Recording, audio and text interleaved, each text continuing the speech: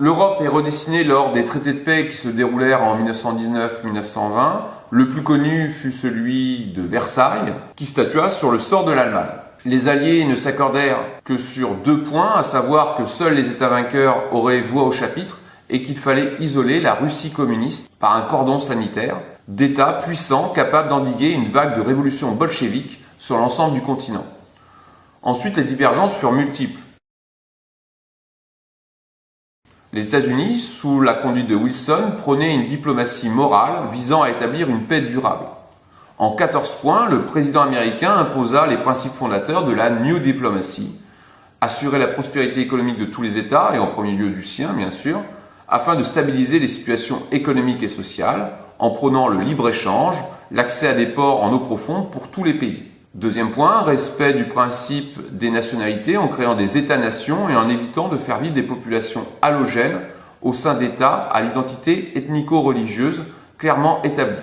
Création de la Société des Nations, SDN, premier essai de diplomatie multilatérale devant permettre d'annihiler les tentations d'alliances bellicistes pour faire prévaloir le droit de tel ou tel État sur telle ou telle région. L'objectif est donc de démonter l'engrenage diplomatique fatal qui s'était mis en place à l'été 1914, où les alliances qui auraient dû être un frein à la guerre ont été leur accélérateur. Les objectifs de la SDN comportaient le désarmement, la prévention des guerres au travers du principe de la sécurité collective, la résolution des conflits par la négociation et l'amélioration globale de la qualité de vie. On a longtemps souligné l'inefficacité de la SDN, inefficacité liée à l'absence des États-Unis à cette organisation, de la Russie bolchevique, puis du retrait des puissances bellicistes et expansionnistes dans les années 30. Cependant, de voir que la SDN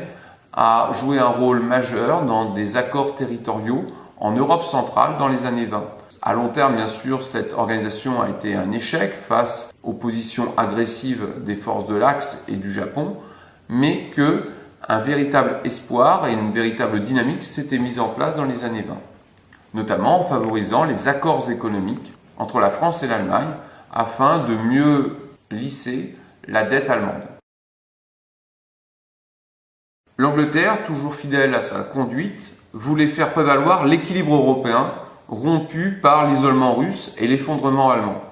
Ainsi, l'ancien allié soutint du bout des lèvres les demandes françaises qui voulaient étrangler l'Allemagne.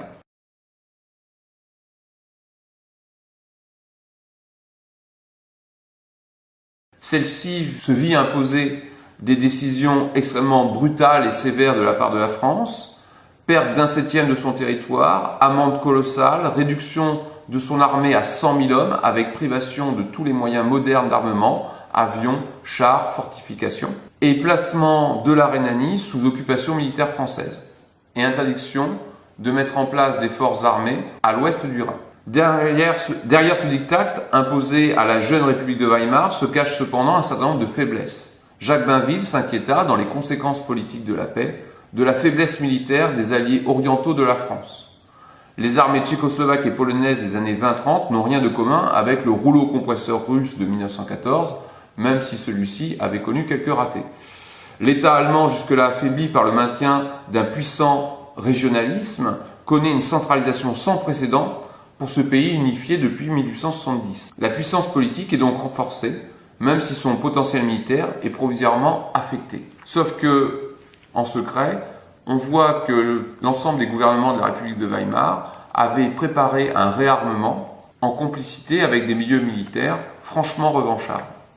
Et ceci avant même l'arrivée d'Hitler au pouvoir.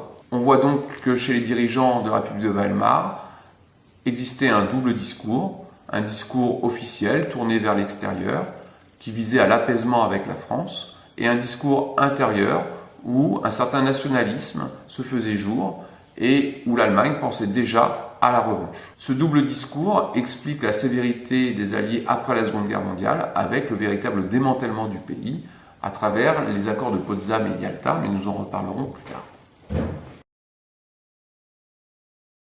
Enfin, l'Italie se sent flouée car elle n'obtient pas les fameuses terres irrédentes situées sur la côte orientale de la mer Adriatique. Ces terres sont dominées par le jeune État yougoslave, engendrant frustration et incompréhension d'une population durement frappée par le deuil et peu encline à pardonner cet abandon par des politiciens romains jugés incompétents, inefficaces, voire étant de véritables traîtres. Derrière les aspects flatteurs, démilitarisation de l'Allemagne, baisse des minorités nationales, respect du droit des peuples à disposer d'eux-mêmes, progrès de la démocratie en Europe centrale, de lourdes menaces se font jour.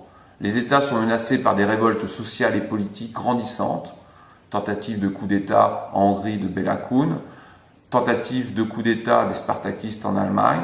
La violence de rue se répand, notamment dans les pays frustrés par le résultat des traités de paix. Un violent conflit éclate entre la Grèce et la Turquie, conduisant à l'évacuation catastrophique de centaines de milliers de Grecs des côtes égéennes de l'Anatolie et à la remise en cause du traité de Sèvres par une puissance qui n'aura jamais à répondre du premier génocide de l'histoire perpétré contre la communauté arménienne entre 1915 et 1916.